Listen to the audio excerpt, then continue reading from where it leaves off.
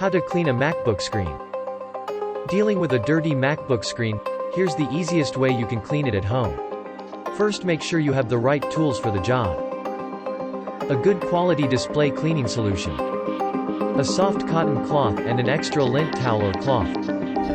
You're going to start by shutting down your MacBook and unplugging it from the power source. Click on the Apple icon in the top left corner of the screen. Now click on Shut Down and confirm the shutdown.